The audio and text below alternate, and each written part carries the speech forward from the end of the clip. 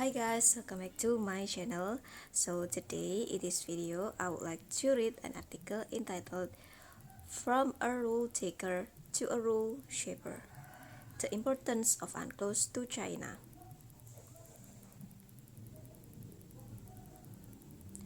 So this article is a part of Unclos 14th anniversary series. 40th anniversary series. Why Unclos matters, conceptualized by the Blue Security Program. The series, which commemorates the 40th anniversary of the UN Convention on the Law of the Sea, or Unclos, brings together established and emerging maritime security scholars from Southeast Asia and the broader Indo-Pacific to address the pertinence and relevance of Unclos. Blue Security brings together Australian and Southeast Asian experts to look at a range of maritime security issues across the region. The series was developed by Dr. Troy Lee Brown and Dr. Beck Strating. For its own legitimacy and status as a big power, China has leaned on the law of the sea for leverage in the past several decades.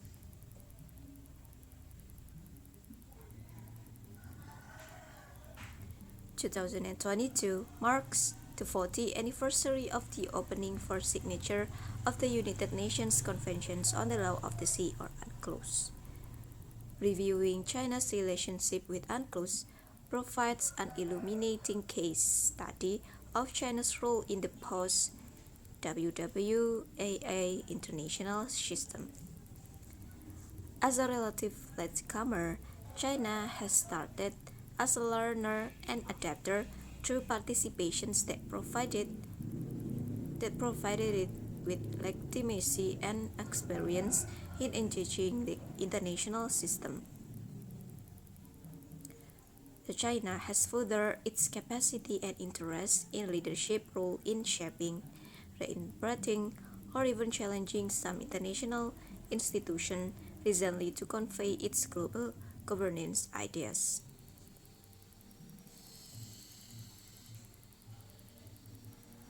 China's participations in the negotiation and drafting process for Unclos before 1982 was important to China's legitimacy in the post-WWII international system.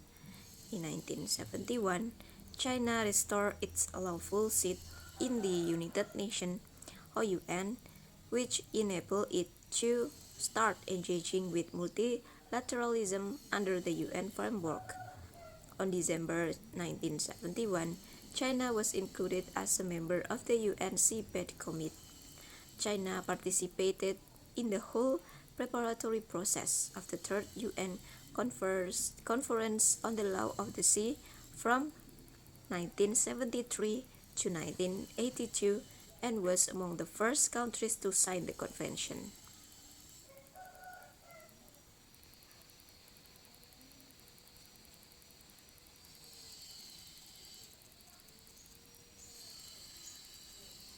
China also sought to play a leadership role in international politics and the largest developing country. In the negotiations process for Unclos, China unequivocally supported the Group of 77 propositions for unified development and management by the International Seabed Authority, or ISA, and firmly opposed restrictions imposed by developed countries. In implementing Unclos, China has often voiced its positions in a way that is representative of the interests of developing countries to establish a fair and reasonable marine order, which support coastal states' maritime entitlement and jurisdiction. This position has also been used to criticize maritime hegemony practiced by Western maritime powers, particularly the US, in the name of latter's freedom of navigation operation of FONOPS. However, as Yang Zhongze argues, China is becoming a bigger international stakeholder, which means international conventions like Unclos will become more important for China in the future. First, China has increased its international responsibilities in terms of its contribution to UN membership, dues, and peacekeeping operations. Second, China has now shares more transnational maritime challenges and interests with other countries, including anti-piracy, rising sea levels, overexploitations of ocean resources, and protecting its overseas interests. China's concept of a maritime community of shared future focus on solving disputes through negotiation and consultation in accordance with the spirit of Unclos, where China plays a constructive and proactive role in reforming the rule-based maritime order.